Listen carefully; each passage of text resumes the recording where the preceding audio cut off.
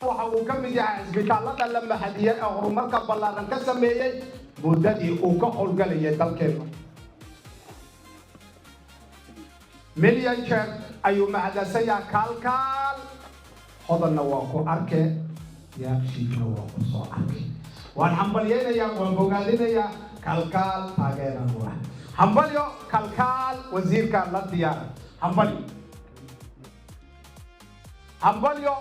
kalkaal waxa uu ka mid yahay isbitaalada horumarka lixaad kale ka sameeyay adeegyada ay bulshada u hayaan oo xilli walba aad heli karto waan ku faanayna waana noo sharaf. bismillaahi raxmaani raxiim salaamu calaykum waraxmatullaahi wabarakaatuh wanaagsantihiin bahda TV-ga codka caafimaadka marka ugu horeysa waan idin hambalyeynayaa adeegga quruxda badan ee kusoo kordhiseen baahaweynta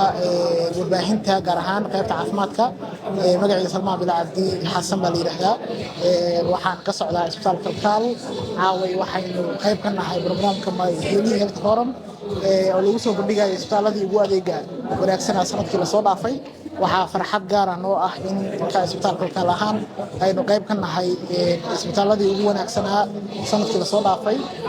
u qabtay bulshada Soomaaliyeed adeeg caafimaad oo tayo leh 10 sano ee la soo dhaafay isbitaalka kalkaal